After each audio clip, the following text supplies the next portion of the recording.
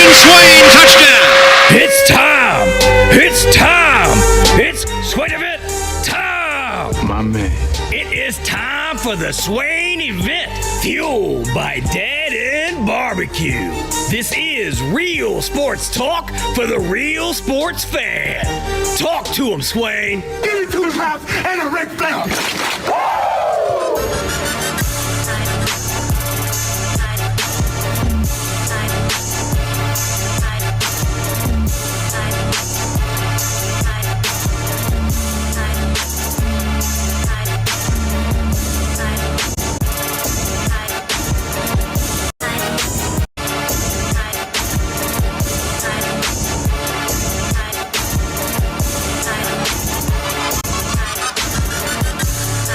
SwainEvent.com, fueled by Dead End Barbecue, top 100 barbecue restaurant in America. Week 3 of the college football season. You are listening, you are watching the Swain Event, fueled by Dead End Barbecue. Seth Stokes, dialed in, turned up for Georgia week from South Carolina. Hey Stokes, you're gonna have to pace yourself, buddy. I am already stressed. Like, I was home last night just kind of pacing the living room, and the wife's like, "Are you okay?" I was like, "No, it's Georgia week." She goes, "And you're already stressed." I said, "Yes, ma'am, I am. This week is of massive importance." And it's not like there's a college football playoff spot on the line Saturday. No. Because of the expanded format. It's potential SEC championship spot maybe, but it's not like the end goal is in jeopardy if Tennessee loses on Saturday like it used to be. But it's still Georgia. It's still a team that since 99, all Tennessee's been able to do is break up little winning streaks that they've put together against us. It's still a fan base that is so classless that they almost got shut down from tailgating in Athens because they were leaving pee bottles and stuff all over the place. It's still a fan base that barks like dogs at other human beings. They are the original furries. It's a fan base that calls in sick when a mascot passes away so they can mourn because they're delusional. That dog don't belong to you. But you know what? It's a fan base whose football teams beat our butts for the last 8 years. And I'm sick of it. I'm sick of it. Are we pacing ourselves, or we're not pacing ourselves anymore? I try, man. It's so difficult. I hate these dudes. And the thing is they shouldn't deserve our attention. People talk about storming the field. Georgia shouldn't be at the level that Tennessee's excited to beat and storm the field against. That shouldn't even be on the table because they should be that much below Tennessee. They used to be that much below Tennessee. And the script has been flipped, and now people are giving them this attention. And it sucks so much that it's like this. I need it to be fixed. UGA 8-1 against Tennessee under Kirby Smart. Last time we beat Georgia, 2016, the Hail Mary. That was Kirby Smart's first season. The streak, Tennessee had a streak of 9 straight from 89 to 98. And then the streak between 92 and 99. Both teams, top 15, even though I don't understand why Tennessee jumped all those spots that they jumped this week after beating ETSU, but didn't jump any after beating Syracuse the week before. But whatever. I think it's because you need to have a top 15 matchup for College Game Day. But it is what it is. It doesn't really matter the first week of September anyways. But throw out what happened in the first 2 weeks. Tennessee is averaging 58.5 points per game. Throw it out. Don't matter. Georgia, what they did in their first 2 games against Austin P and Marshall. Throw it out. It don't matter. This is the first test for both teams. This is the first road game for UGA. I don't know if this is better for Tennessee playing Georgia at this point of the season, but it's hard to not look at it and feel that way. You have Gunnar Stockton, who is first-time starter, but we saw his impact when he came in when Carson Beck got hurt in the SEC championship game. We saw those players rally around him. He is tough. He has the respect of the locker room more so than Carson Beck, but he is not talented like Carson Beck. But Georgia added some weapons on the outside. Tennessee added some weapons on the roster.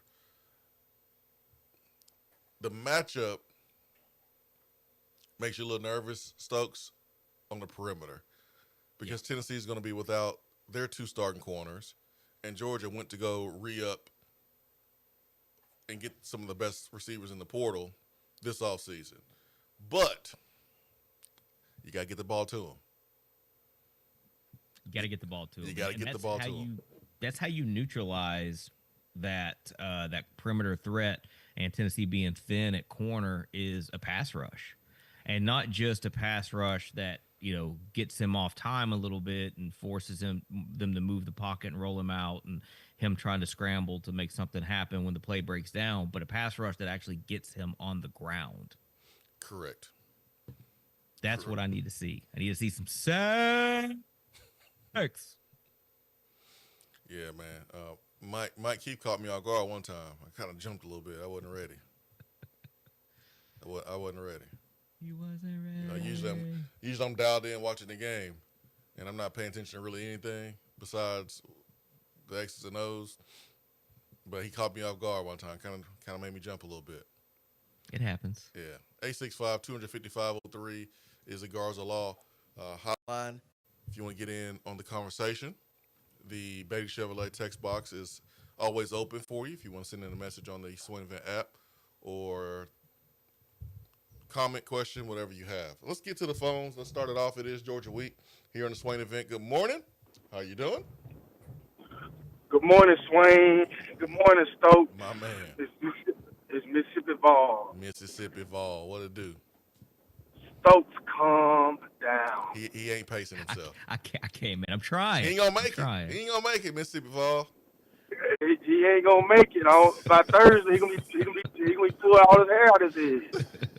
He ain't gonna make it. Oh man. But kind of off of what y'all was saying, the last part of the conversation was,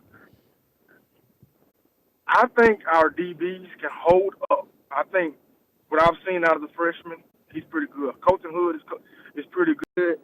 But man, we gotta get some pressure up front with our front four, man. I'm just not seeing it enough.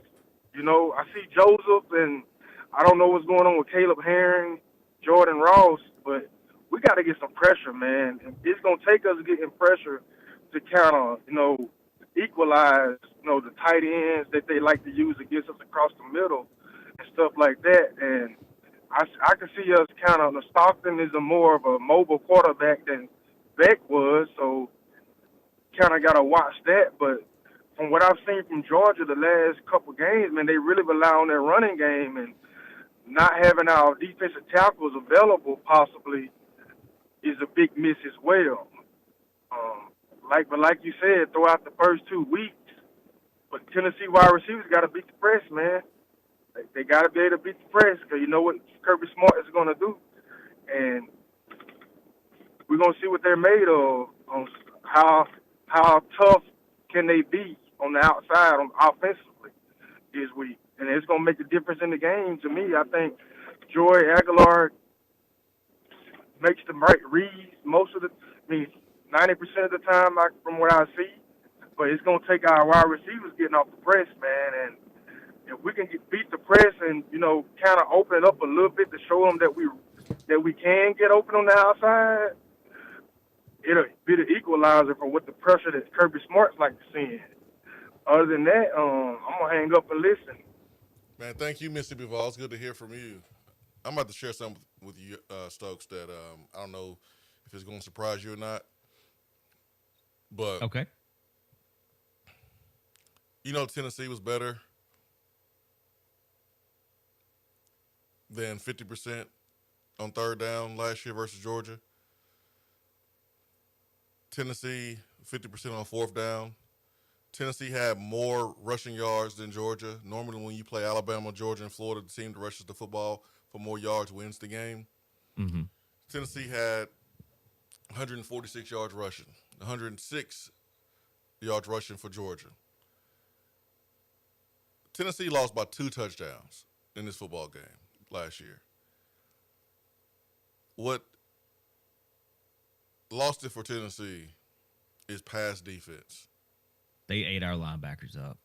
It was pass defense, man. Linebackers, safeties, and we had an opportunity to really hold down the receivers. But I mean, we let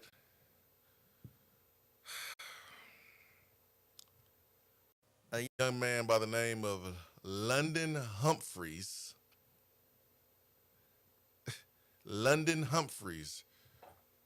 bust us up for 63 yards, had a big play. We controlled the run. We did a good job, but it was the pass defense. And I don't put all the blame on the secondary. Mississippi Vol said it. You said it. We got to get to the quarterback. We got to have a better pass rush. And I don't know how you get it. You pray that Jackson Moy is able to play and able to play close to 100%, because I think he's going to be vital in stopping the run. But you got to get pressure on the quarterback. It's really that simple. Let's get back to the phone, Stokes. Good morning. Good morning, guys. What's up, Turkey Man? Turkey Man. Hey, buddy. Hey, Seth, tell us just really how you really feel about it. Man, I'm trying to stay calm. I'm trying to pace myself. I got a little excited as the show started because you're amped up to go on the air and it's a big week. But I'm gonna try to keep it calm. Let me give some people. Let me give the people some context here. There's not a team in college football that Seth Stokes hates more than Georgia, and the reason why is because he lived in Georgia for a long period of time growing up, and he had to deal with Georgia Bulldog fans. So that's why Stokes feels the way he feels about Georgia. Well, I can understand that. Have an animus that just gets under your skin. We all have that, I think. Hey, I was going to ask a question about the offensive line. I have really personally been impressed by our offensive line so far this year, and I could be wrong, but I believe we've only had one false start on the offense in 2 games. Is that correct, Swain? I can't remember a false start off the top of my head, but I'm going to roll with you. I'm not saying you're wrong, but I don't remember many pre-snap penalties. I think it was actually a wide receiver was offsides or something like that, I think. But I don't remember, but only one time that we have a false start, which is important for the offense, especially our offense. The way with a fast pace, it's important not to have those mistakes that usually causes us a problem. My question is this. Sanders, we know what he's at. He's not got to play this year. He's a freshman. Would you change anything with offensive line this week in starting Sanders over whoever, or would you work him in? If you can, I believe you'd work him in, but I don't. It's hard for me to see messing with something that's fixed. That's be like Joe Melton got hurt and put in Hendon Hooker, and then after Joe Melton got well, put him over Hendon, and we see what the production of Hendon. I was wondering about that because I know he's 5-star and he's got all the talent in the world, but he is a freshman, and this is a big game, and I just wanted your input on that. I'll get out of here and wish Ben well, and we're praying for him, and Stokes, always good to see you. I'm glad you're back and make part of the family together when I see you. It make me smile. Yeah. God bless you. Talk to you later. All right, thank you, Turkey Man. We praying for you. We love you as well. So That's right. thank you for the phone call. Turkey Man lost his mom last week, and we sending him love all day long here in the program. Stokes, Turkey Man's question about the offensive line and who you roll with. You recruited David Sanders for this type of game. Okay, Yep. let's just go ahead and understand that right now. You give credit to the offensive line being able to adjust and what they have done so far, but let's understand something. We played against Syracuse and ETSU. Right, we're not getting too far over our skis here. They did a good job protecting Joey Aguilar, but understand, no team has won more football games in the last 5 years than Georgia and Ohio State. Georgia, 55-5. Ohio State, 49-8 in the last, since 2021, excuse me. You have that record because you have good players. And normally, the David Sanders Juniors, they're going to Ohio State and they're going to Georgia. Now, he hasn't played in 2 games. Turkey Man's question, the answer to his question all depends on his health and his availability. Now, I wouldn't start him. Someone that's playing for the first time, I don't think starting him against Georgia is maybe the best idea. But if he can play, if he's cleared, then, yeah, I'll work him in 100%, Stokes. Yeah, I mean, this is a game where you want your absolute best 11 on the field as much as possible. Going into the season, before he was ruled out against Syracuse, he was one of the best 11 on offense.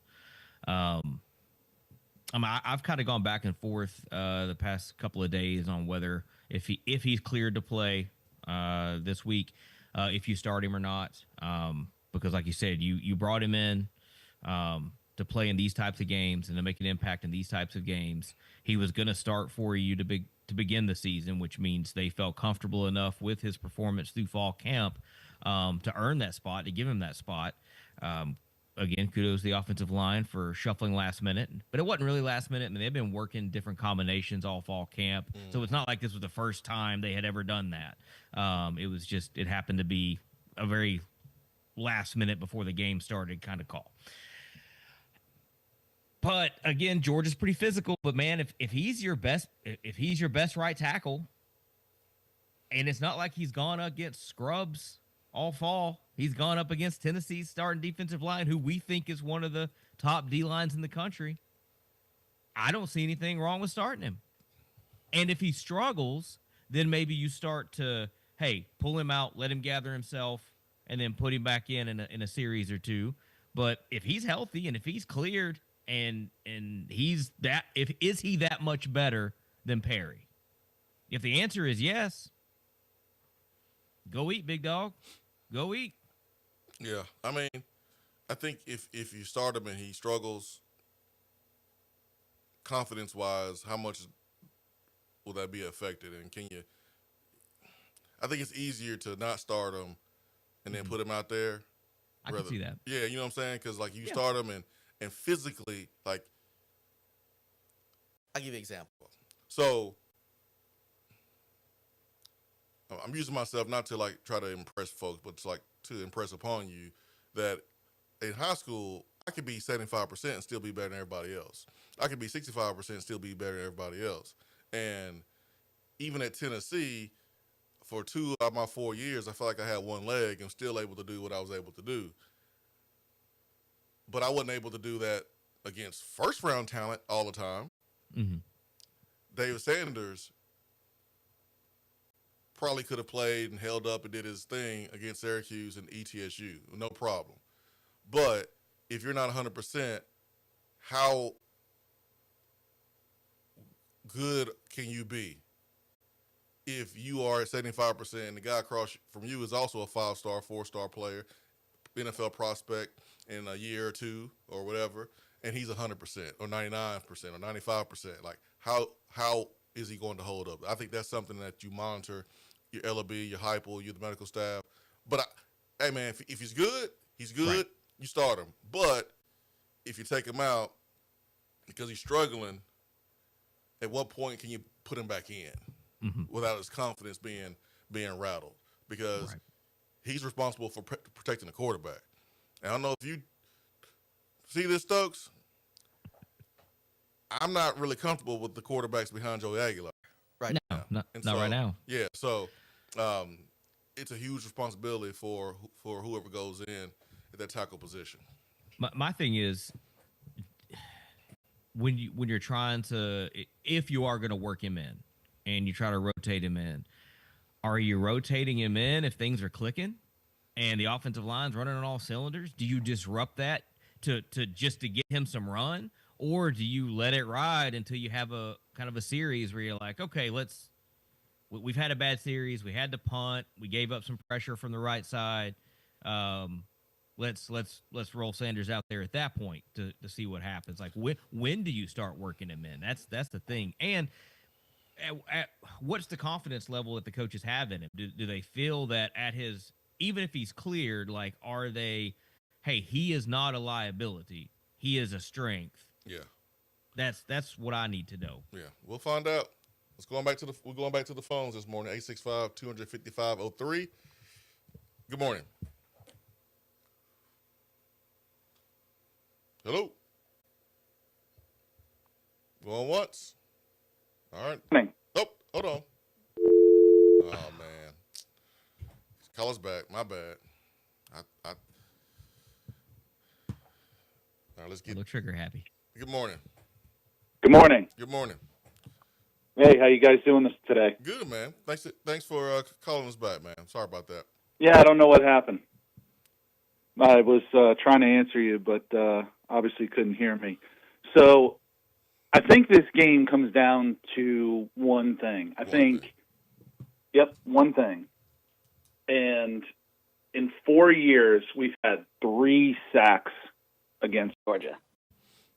We have got to put that quarterback on his butt. Got to do it. Got to find a way to do it. Last year we had our best pass rush we've had probably in a while. We had 0 pressures, 0 sacks in that game. We have got to affect them. If they are allowed to sit back and they'll grind out the game. We have got to find a way to dial up pressure. It's the one thing that we haven't really been able to do consistently. At times we've been able to pass the ball. At times we've been able to run the ball. We've got to find a way to get pressure. And I want to see something out of Banks and the defense to, if it's not working with just the front 4, then we've got to find a way to affect the game and dial some things up that get us that pressure, because they have been way too comfortable for multiple years in a row. I mean, Swain, you always say, stats don't lie. I mean, they're not always, they don't always tell the whole story, but that's one that I went back and looked. It's 3 sacks in 4 years. I couldn't believe that number when I saw it, actually. But what are your thoughts? I think you're right. I mean, I'm over here looking them up myself. Not saying that I don't believe you, but No. I just 0 sacks last year, 1 sack in 23, 0 sacks in 22. I mean, Yep. you got to get to the quarterback. You have to impact and affect the quarterback. Georgia's quarterback has been way too comfortable in the pocket, and it's easy. It's easy. It's like 7-on-7 when you don't have pressure. And it's really tough on your DBs to guard guys for a limited amount of time. I mean, it's difficult.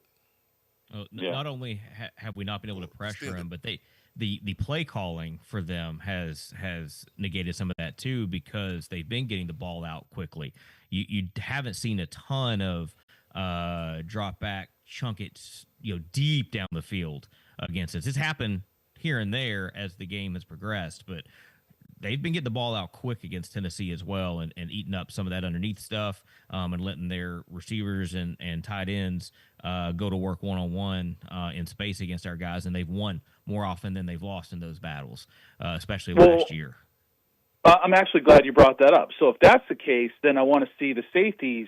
I know it's risky, but start creeping them in.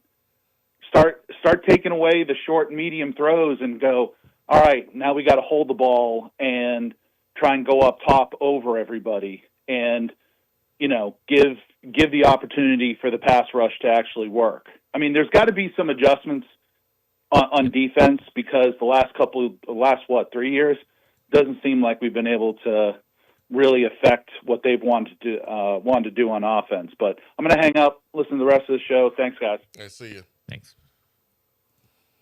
Yeah, you got to get a pass rush. I mean, it's that simple. And there's no other way. And I think Justin was being generous. I got less than 3 sacks in the last couple of years. Yeah, last year we started out defensively kind of on fire against them. And then I believe we gave up one big play. It's like the DB forgot he was covering somebody late in the second quarter. No pass rush. No pass rush. That's why. And poor tackling effort after the ball was caught. That gave them some life close to the end of the half, and then it just snowballed from there, it seemed like. This is a game, man, where Chris Brazzell, Mike Matthews, Braylon Staley, you got to put the game in your hands. I mean, it's simple as that. Yeah. Because you want to have faith in your defense, but let's be realistic. Your defense is without the 2 starting corners. You banged up in the front. You got to take it over, which means the offensive line has to do a great job of protecting Joey Aguilar. And Mike Matthews' touchdown, do I think he can make the same play against Georgia? Yeah, I think when the ball's thrown up, Mike Matthews is a 5-star athlete. He can make that same play against Georgia DBs. Now, will Joey have time to get it off like he had against ETSU? That's the bigger question. But those type of plays are the plays that, if you're Tennessee, you gotta make. Those 50-50 balls. I remember in 2022, Tennessee goes down number 1 in the country. Tennessee's offense, number 1 in the country. And the physicality on the perimeter. My man Jalen Hyatt had an unbelievable season that year. They touched him up. They were physical. Tillman came back from the tightrope surgery with his ankle, and Hendon was trying to get him the ball, and they were throwing the fades and throwing the 50-50 balls. And Tillman held his own for the most part because he's physical himself, but that was the first time all season where Tennessee receivers got touched up physically. And then South Carolina did the same thing to us, even though we still were successful moving the football and putting points on the board. But South Carolina copied the game plan. So if you are a Tennessee wide receiver, you have to expect physicality. And the referees may not call it. So you got to be physical in your releases. You got to be hand catchers in this football game, not body catchers. You can't look for a flag. You have to be able to catch the ball with guys draped on you, guys beating at your arms. It's that type of game that you should expect from Kirby Smart and his secondary, because that's what's going to happen. It's happened the last couple of years when we played Georgia. And Tennessee nationally kind of has a reputation for being finesse. I don't want to use the S word. On the perimeter. On the perimeter, yes. Yeah, and that gets thrown around a little bit, that Tennessee is not, they don't man up really on the perimeter. But let me stop you right here. Let me stop you right here, and I'll let you finish. The first 2 games, Tennessee's receivers have been more physical in the running game than any other year in Josh Heupel.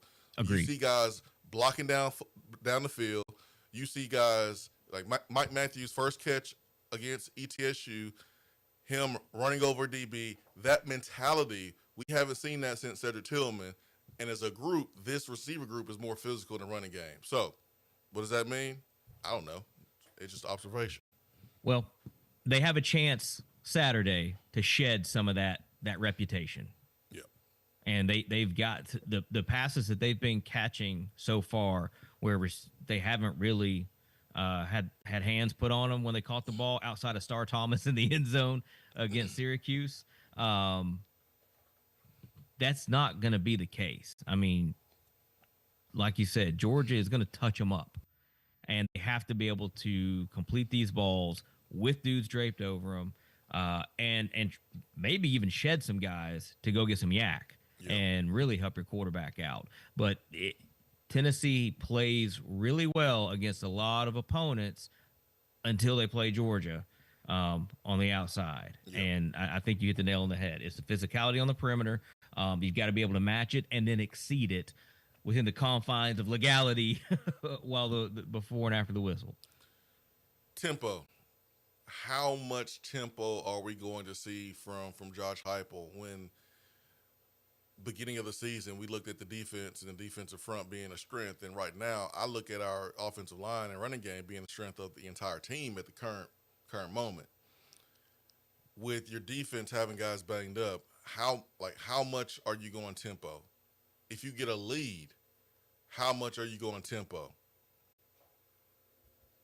Ball control, is that something that matters with the situation with your personnel on defense? You have a three-headed monster at running back. You do have Star Thomas physically that can bang inside the trenches, I think, against anybody. The play calling and the tempo is going to be something that I am paying close attention to because it's part of our DNA. It's what we do. But at the same time, we saw last year Josh Heupel adjust, showing, his development and growth as a head coach in the OU game, saying, all right, we got to do what's best with the circumstances that are present to win this game. And me trying to go up tempo and try to put 40 points on the board, me trying to do that may get us beat. I got to slow this thing down.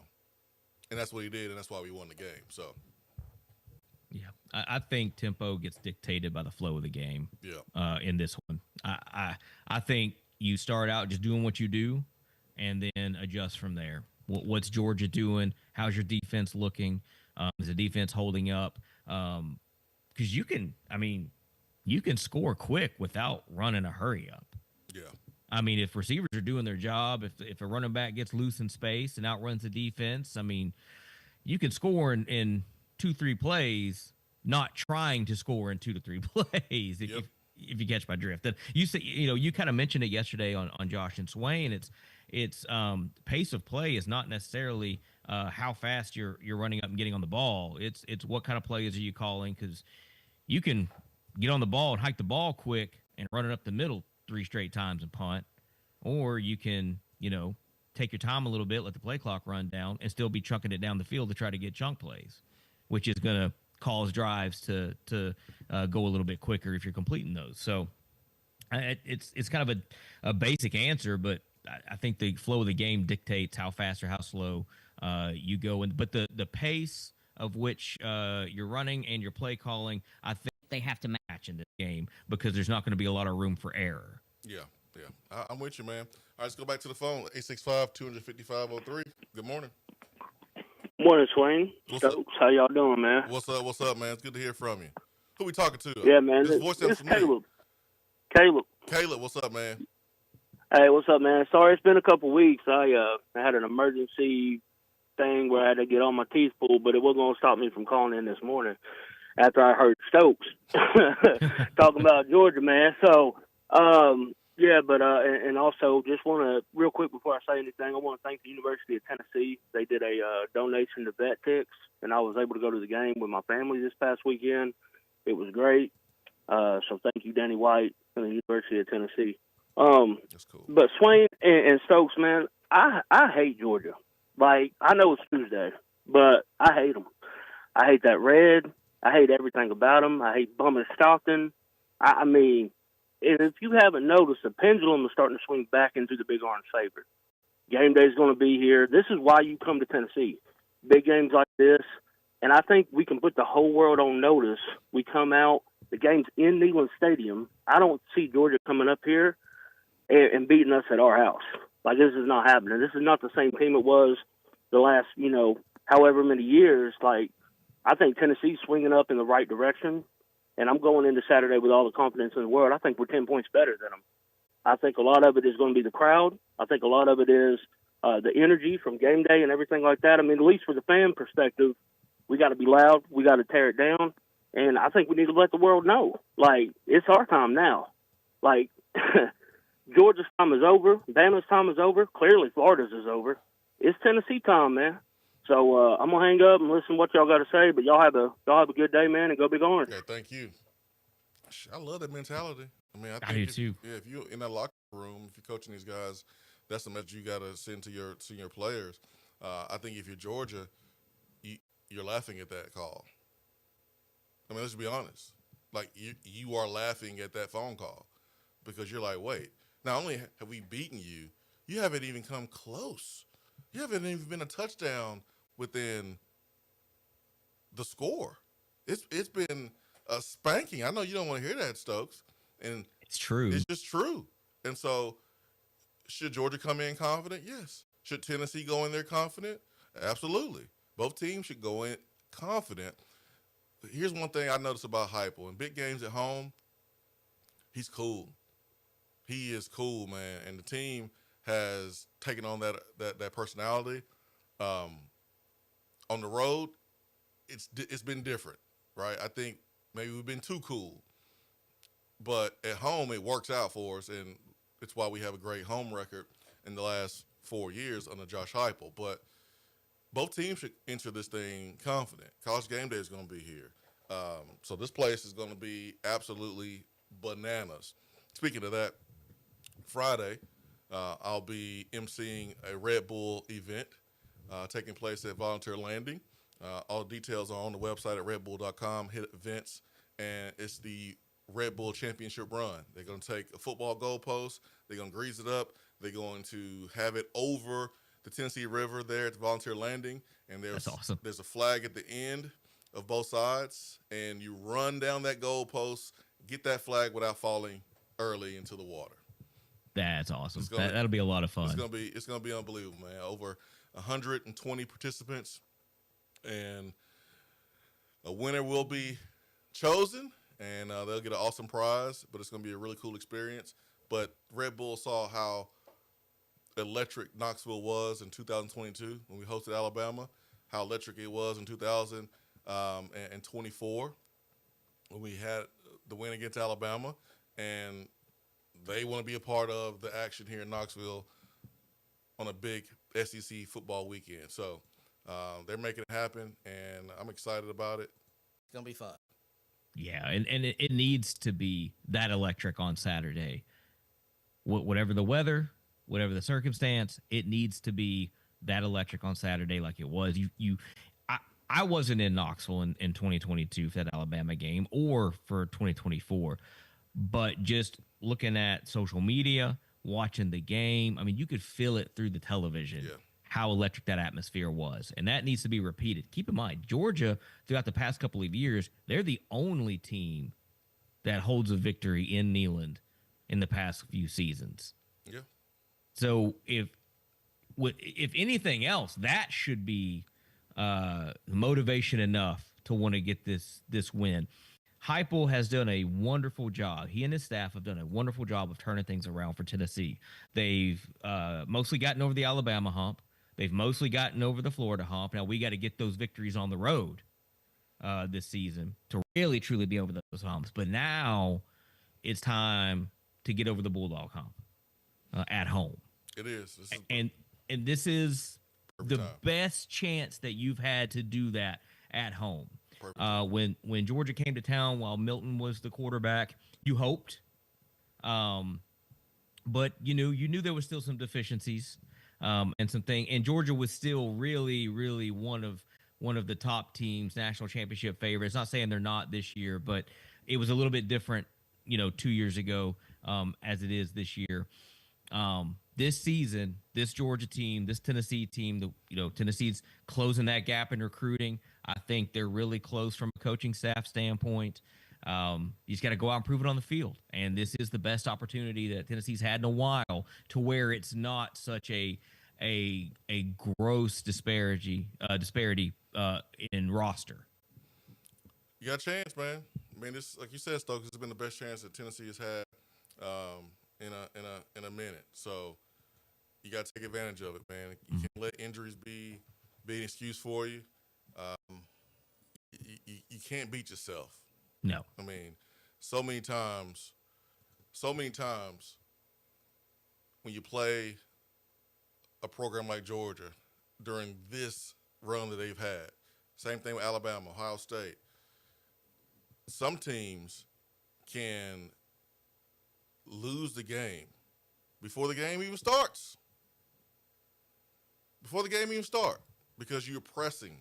You feel like you got to play perfect to win the game. You feel like you got to do more than what you're asked to do.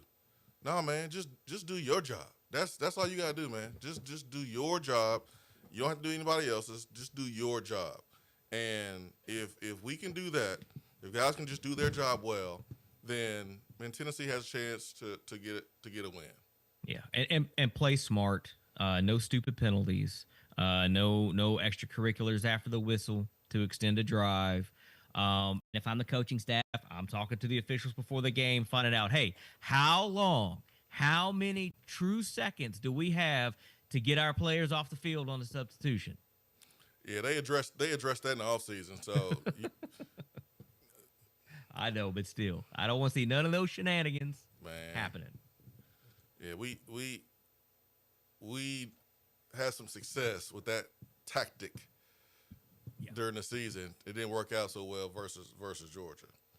They shut that down. Yeah, but if Georgia wins, I want it to be because they were truly the better team, not because Tennessee had it and they let them off the hook. Like, I don't want to see any of that. I don't want to see self-inflicted wounds hurt Tennessee this year. We need to play with the crispness and that we played against ETSU with. And I know it's going to be different because the challenge is different. But, I mean... You know it's different. I know it's different, but it was a level of focus that was there. They didn't let a lesser opponent, and they didn't overlook and lose focus and do stupid things. Outside of that bad snap, which you cannot give Georgia the ball on the 5-yard line. In the 4th down and 1 where we jumped off sides. Right. Those are two things that were like, okay, but that's correctable. All that's fixable. Mm-hmm. You've got to be able to play with your head on your shoulders and stay focused in this game, and not beat yourself. That's all I'm saying. Seth Stokes, Jason Swain here with you. It is quarter till the top of the hour on a beautiful September. Man, it is fall weather here in East Tennessee. I know it's about 89 degrees out there in South Carolina, so it feels about fall for you too, Stokes. It's right now we're in those huge swings where it's nice and crisp in the morning, but then by the afternoon it's up in the 80s, and you're like, man, everybody's sick right now because of it. And school started back, so you got the back to school germs, you got the weather flip flopping. I mean, it sucks. I understand, man. I get it. Swain Event, fueled by Dead End Barbecue, top 100 barbecue restaurant in America. Seth Stokes. I'm Jason Swain here in the Low T Center studio. Stay with us.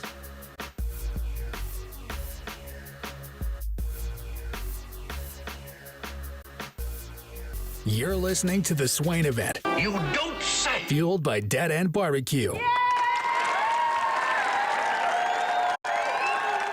When you are craving some quality barbecue, there's only one place to go. Dead End Barbecue. Dead End Barbecue has been featured on ESPN's Taste of the Town, the first barbecue restaurant on the SEC Network, CBS Sports, Headline News Tailgate Show, Amazon Prime's The Restaurant Comeback, Food Paradise, and named one of the top 100 barbecue restaurants in America. The search is over. Dead End Barbecue is located on 3621 Sutherland Avenue right here in Knoxville. You can even have it delivered right to your door through Chow Now. Visit their website at deadendbbq.com. Dead End Barbecue. The search is over.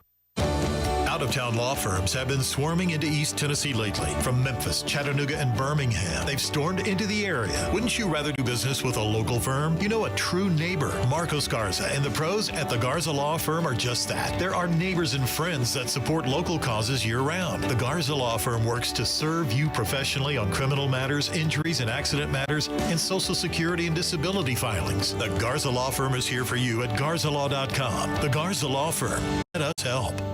Guys, this sports season, it's game on at Low T Center, the MVPs of testosterone replacement therapy. Ready to tackle low energy and achieve your health goals like a pro? We've got the winning game plan with personalized TRT. Book a free consultation and automatically enter for a chance to win autographed sports memorabilia or tickets to major sporting events. Female patients also eligible. For more information or to book an appointment, visit trtmvp.com. That's trtmvp.com.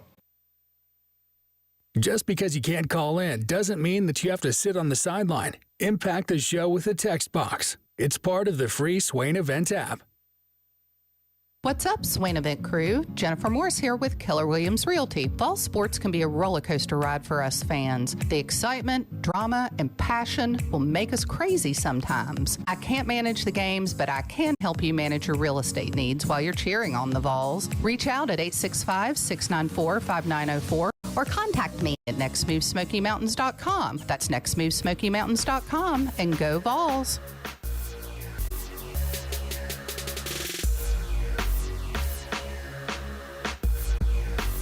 We did have a football game last week. It was against ETSU. We are playing Georgia this week. Anything you want to touch on from last week's game, Stokes? I know we are pretty much moving forward, but I do want to give you the chance to, pick out some things, maybe mention some things that stood out to you.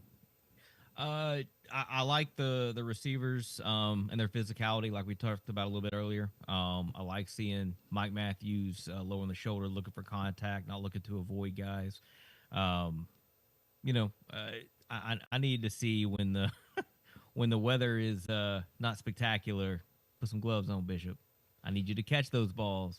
You've got an opportunity. You are a special talent, but you need to do everything that you can in your power to control things, and if you got to wear gloves to catch the ball, wear those gloves, man. I don't know what to tell you. I like his game, but he had 2 bad drops because of that. And like you said, you've said it before, drops can be contagious, and we don't want to see what should be an easy completion to a back coming out of the backfield get dropped, and all of a sudden we start seeing drops becoming more and more common throughout the game. So, but no, it was a really great performance last week. You didn't see much because it's ETSU. You didn't need to show much. You did what you had to do to win the ball game. I did not expect the beatdown to be what it was. I thought there would be a little bit more resistance. You knew the talent gap was massive, but it looked like Tennessee was scrimmaging versus air at some moments of that game. But take the deep ball to Matthews for a score. Going back and watching that play and seeing all the replays when he rolls out, I don't know what player it was for ETSU that was trying to track him down and get in his face before he threw the ball. But you better believe that boy looked tiny compared to Aguilar. And Aguilar's a thick kid. Like, don't get me wrong, but that dude looks small. He looked real small. The dude that's tracking Aguilar down for Georgia, he ain't gonna be small. No, and he's not gonna be slow. Exactly. So there's some things that Tennessee has gotten away with in the past couple of games that they're not going to be able to get away with on Saturday. So I mean, like Heupel said at halftime, he was not happy with the.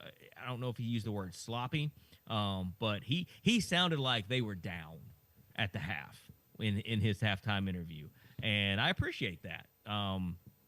I appreciate the want for perfection and not being okay with not doing the small things well despite winning, because you have to be able to do the small things well in games like this coming Saturday. It's a heavyweight bout. The entire nation's going to be watching. Season-long implications are no longer a thing this early in the season. That's been taken away with the playoff, and I love having a playoff in college football. But it's this type of game that used to mean so much from a how's the rest of the season going to go standpoint, where that's knocked down a peg or two, as far as reaching your goals at the end of the year. But it's still a massive game. The world's going to be watching College game day. Knoxville's going to be on display, and we always show up and show out as a city when game day's here. It always looks great. Looks like the best place in the world. I expect that to be there on Saturday. But this past Saturday against ETSU, it was crappy weather for the most part, from what I could see. But Tennessee got out for the most part healthy, comfortable win. You still had correctable film. There's not much more you could ask for. Yeah, I agree with everything you just said there, my man. I mean, hey, it's a great opportunity for us. And then my man, Deshaun Bishop, he got that old man soul. He got an old soul to him, and it shows up in his play. No wristbands. He decided not to go with the gloves this year, and that's cool. Like, it works. It looks cool. Looks good. Looks tough, honestly. But when it's wet outside, them gloves can help you. So those. Hopefully he gets an opportunity to get back in on those situations where the ball is going down the football field to a running back and he's able to make that play, because I think he can. I just really think he was wet, and he tried to go old school bare hand, and you don't have any grip on the ball. It's just that simple. And maybe that's one of those situations where you got to body catch it, but the ball was above his eyes because he's short. So maybe a taller running back could body it, but because of where the ball was thrown, he had to use all hands, and his hands were slippery. But hopefully that situation, again, we'll see him in gloves and he can make that play, because I think he can. Alpha Wildlife, alphawildlife.com is the website. If you are having issues with wildlife in your home or around your home, you give them a call. Squirrels, raccoons, if you're having issues with them in your home, maybe they've built a little nest for themselves, or they are knowing you in your backyard or your front yard, call Alpha Wife, the wildlife removal specialist. Veteran-owned, big-time Tennessee fans. They've opened up a location in Louisville, Kentucky. They're right there in South Carolina and all over the state of Tennessee. Memphis, Nashville, Knoxville, Tri-Cities, anywhere in Knoxville or anywhere in Tennessee, they have you covered. That is alphawildlife.com. That is their website. Our text box this morning, I cannot see the messages right now, so I have to get that addressed for Thursday. That's going to have to be a phone call. So if you've been throwing in messages on the text box, I apologize. Not able to see it here on the landing page. So we'll try to get that addressed for Thursday's show. Ben is going to be back, I want to say the 18th, for the 18th show, September 18th. So big thanks to you, Stokes, for filling in, and it's always fun doing the show with you.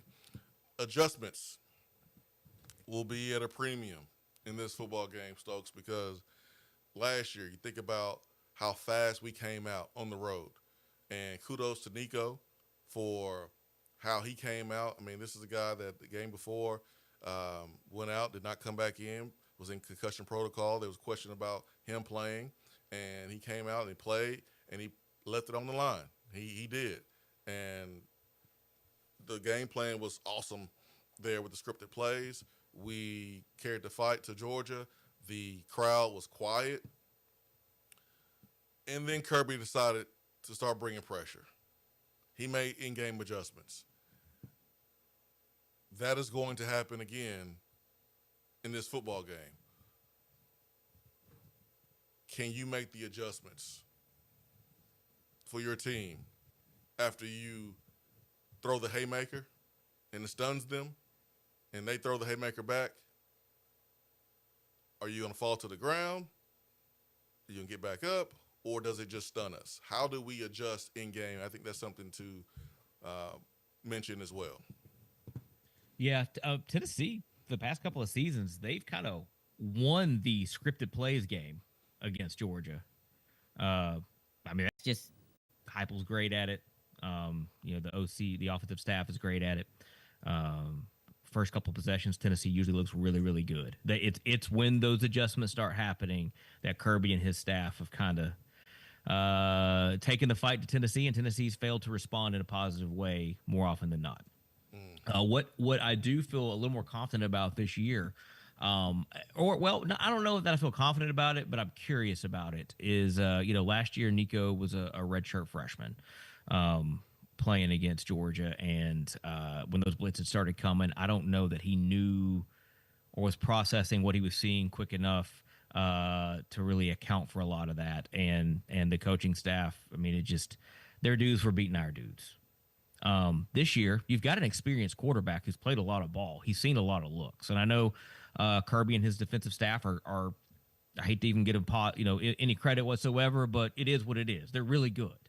And they've got really good players, and they're going to disguise some things. But I'm curious to see how that experience that Aguilar has helps Tennessee from that standpoint. Is he what freedoms does he have to make some checks? What freedom does he have to call out some protections? And his offensive line is part of that as well. Are they going to be able to pick up some of these blitzes with after the ball is set, checks and changes to the play? And when the blitz starts getting home, what is the offensive staff going to do to adjust and address? Are we going to start being able to get the ball out quicker? But even if they get the ball out quicker, if guys don't make plays in space, it's not really going to matter. It's just going to be a 3 and out. You might complete the ball 2 to 3 times in that situation, but you're not picking up the first down if guys are getting tackled at first contact. Yeah. Another thing, Stokes, to point out from last game that we didn't see in the first game, and that is Boo Carter returning punts. And that is a weapon for Tennessee. I think you look at the kicker, you look at the punter, you look at the return specialist that Tennessee has. Now, I haven't checked to see if Branch is returning punts for Georgia, but I don't see why he wouldn't be. I haven't watched Georgia film yet. I'm going to do that today. But I know he did it at USC, and he was great at it. So, but when you look at the kicker and the punter and the punt returns guy for Tennessee, you should feel really good about yourself. If we can make him punt. Yeah, got to make him punt, right? Got to make him punt to use that weapon. Got to make him punt. But Boo can flip the field. He did it 2 or 3 times against ETSU. And with the injuries there in the secondary, I think he's going to have a more, prevalent role in the secondary, and he's going to have to be ready, man, for a lot of volume and be locked in and be focused. He worked himself back to do everything right to get to this point. Now it's time to go capitalize. Now it's time to go make plays. And this is the type of game where I think in special teams, Boo Carter could be the difference. Yeah, you need your best 11 on the field at all times. He is one of, if not the best of the 11. And, man, if he's in good enough standing to play at all, just play him as much as you can. Then no reason he should be on the bench. Hey, he either suspended or he's not. Exactly. You saw how fast he closed on their quarterback? He almost had him a sack. Like, we need that on the field at all times on defense. Man, dude, he's got a mentality about it that I love. I love watching him play football in between the white lines. Yes, and he was fun. I was hoping that he was going to keep returning punts because I wanted to see him break a record. I mean, he was on pace for, breaking a record. Now, D. Williams had a day against Texas A&M in 2023. Mm-hmm. And I understand he already had a lot of injuries. There was no point of him going out there and getting hurt. But if he continued to return punts in that game, he would have broken a record. Easy. Yeah. 100%. No, we need to force some punts, and Boo needs to make the most of it. Just don't. One thing I don't want to see is a turnover in that situation because you're trying to do too much to help the team. Like, be smart about getting those extra yards, but don't fumble the ball in the process. That hasn't been a problem, I don't think, for Boo. Weird things happen against Georgia. I know. What I am more concerned about is penalties in the special teams game, because you're playing against guys that are quicker and faster than you played against in your first two games, and so you may not have those same angles, those blocking angles in space, and so in the first two games, those blocks are now legal because you're in the front. You got the guy squared up, your hands are inside, but going up against a faster guy, maybe your angles are not the same. And instead of those hands being inside in the front, they're outside, maybe in the back, and it's a block. It's a block in the back. So you don't want to start possessions with a 10-yard holding call, especially from the spot, because if you're getting called for that the moment Boo Carter catches the ball, then you're in trouble.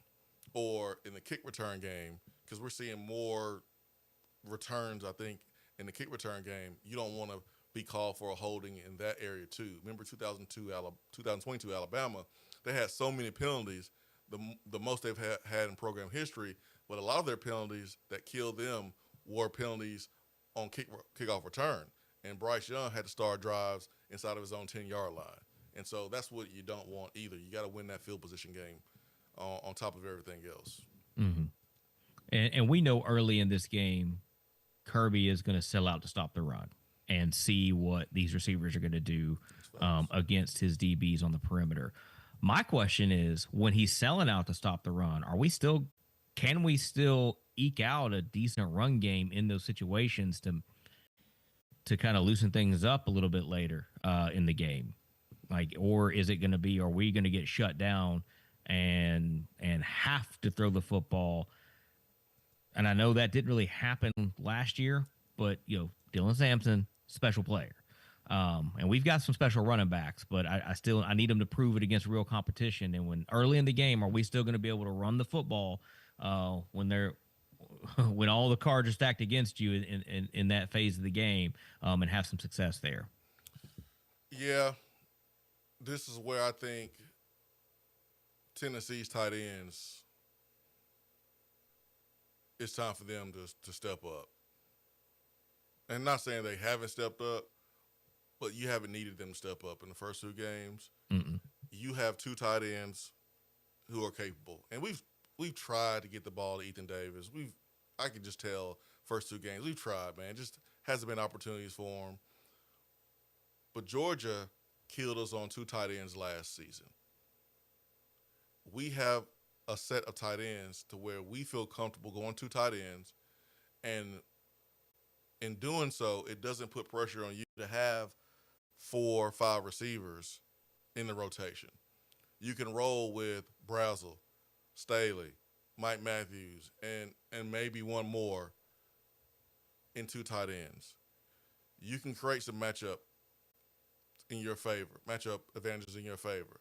So I think the tight ends are going to be important. Miles Kittleman, Ethan Davis, and two tight ends.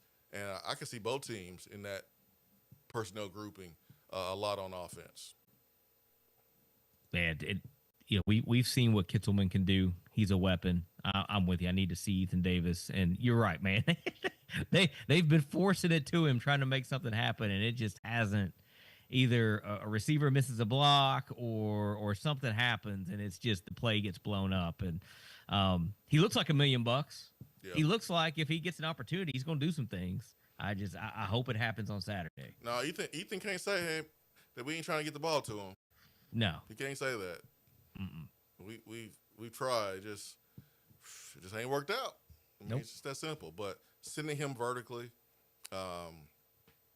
putting him on the wide side of the field, getting him beyond 2 or 3 yards out of the flats, that's probably going to be best for Ethan Davis to get in the stat book and have an impact on this football game. Yeah, 100%. And you haven't had to do it much this year, but how much are you utilizing Aguilar's willingness to use his legs in this game? You got to use his legs. He has to do a good job of getting out of bounds or sliding. Mm-hmm. Knowing the situation, which he's a veteran running back. hey man, it's 3rd and long, it's 4th down. You gotta do what you gotta do to get the first down.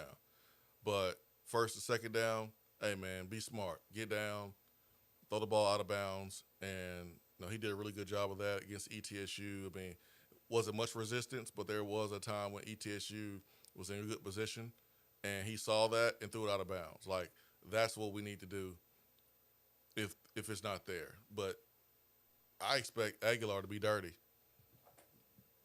Yeah. I mean, I expect him to be used in a running game. I don't think you're beating Georgia without using Aguilar's legs. You have to. I like the way he plays, man. His mentality. He seems like he's going out there every single possession with something to prove. Yeah. And I love that. That's if you're going to ingratiate yourself to the fan base of the Tennessee Volunteers, you play every snap like you're trying to prove yourself to the team and to the fan base. And that's what he seems to be doing. And I love that. Have you seen the videos of his mom and grandma in the stands? Man, it's tremendous.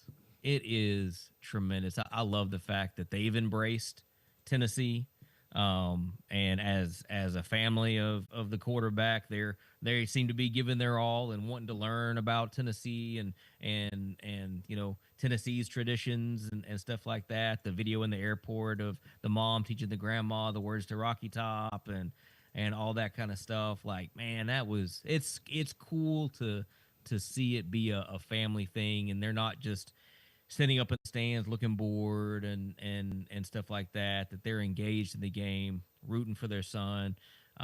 It's a cool story. They seem like good people. I love it. Everything, football and life in general, it's really about fits. Are you in the right situation for your personality, for your work ethic, for your talent level? Are you clicking with the guys around you? And everything for the first 2 games and in the offseason seems to be like Joey Aguilar and his family are a good fit for Knoxville and for the University of Tennessee. Hopefully it continues to be that, but, return on investment right now is high. And it looks like it's just, whatever happens this season, I think he's still going to be highly thought of, just in terms of how he's tried to ingratiate himself to this fan base and this team. Yeah, so Friday, I took my 2 youngest daughters to Alumni Hall to get some T-shirts, get some more orange, because they went to the game on Saturday, and so I'm parking and I see mom and grandma and sister, they're in the same parking lot, and they go into a store. I go into Alumni Hall. We're in there. And then on my way kind of out, they're in Alumni Hall. And it is packed in there. And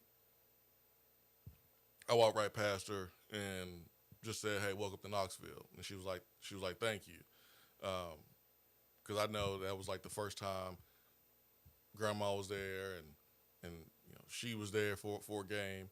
And then after we get our gear from Alumni Hall, there's a Dick's Sporting Goods event, kickoff to kind of the football season, there inside their store or outside there on the playing service, and it started at around 5:00. So we go hang out at the mall a little bit. They have dinner, we eat food court, and then we go to Dick's, and the cheerleaders were there, the dance team. Mike Keefe is there. So many Tennessee fans, and it's really for the young folks. Right. It's a really cool event. But I see Aguilar's mom, grandma, sister there too. So they got a chance to really soak up Knoxville on a Friday for a big home game, and I say big because it's the first one. And then to see them in the stands and the emotion that we saw from them.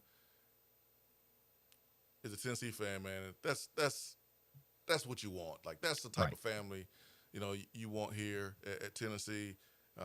So humble, so appreciative, because they understand all that Joey has been through to follow his dream and chase his dream. And, man, he's doing it. He's worked for it. He's earned it. And his life is going to change, man. If he goes out there and Tennessee beats Georgia, and I don't care if he has a good game or not, But if he has a good game and Tennessee beats Georgia, his life is going to change no different than how Hendon Hooker's life changed after he beat Alabama. And I want that for him so much. Yeah, I do too. It's such a cool story, and it's one of those things where it's, you watch other games and they always find players, and in every game you watch, the story of this player gets told every single time. Like with Dobbs, it was, and he's the smartest kid in college, and going to be a aeronautical engineer and all this stuff. It was told, Ryan Williams, he's 17 years old and all this other stuff. Well, Tennessee's got another one now with a great story. He was going to be a firefighter, and he decided to play football again, and he walked on at a JUCO, and then now he's the starting quarterback for University of Tennessee, and there wasn't a lot of pomp and circumstance, and he does have that as they say, the hard hat and lunch pail mentality that he brings to the program, and you want that from your leader. He definitely strikes me as a guy that's earned everything he's gotten. And he's not a perfect quarterback, obviously, and there's you're going to see some flaws in his game, but man, the effort, the preparation, and just the overall attitude kind of overshadows a lot of that. He's kind of the embodiment of that sign that you saw in Kevin Hart's post from the workout room. Where was it? Effort beats talent when talent doesn't want to work. That's right. That's Joey Aguilar, I think, right now. That's the, not that he's not talented, but the effort's matching it or exceeding it, really. Yeah, and I didn't know Kevin Hart was there, man. I'm in the booth, and so I'm not able to see things that other people can see either on the field or watching it on TV, but found out that his son is being recruited by Tennessee's track program, so that's why he was there. I had no idea. That was one of those things. Like, I did not have Kevin Hart attending the Tennessee ETSU game on my bingo card for this season at all. I saw that photo of him walking onto the field. I was like, what's going on right now? I had no clue. Thursday, man, we'll do it again. Seth Stokes filling in for Ben McKee. Tennessee, Georgia. This weekend, College Game Day is going to be here. Are you going to be here? That's the question. Hey, maybe you don't go to the game. But Knoxville's going to be buzzing this weekend, and it's going to be awesome. What an awesome opportunity for Josh Heupel and this football team. This is the best chance Tennessee has had in the last 5 years. Can they get it done? We'll talk more about it on Thursday here in the Swain Event, fueled by Dead End Barbecue. If you are looking to buy, sell, or invest in real estate, call Jennifer Morris, Keller Williams Realty Group. All right, Stokes, hopefully Ben is proud of your performance today. I think he will be. Thanks for having me on, brother. We'll do it again on Thursday. Peace and love. We are out. Swain Event.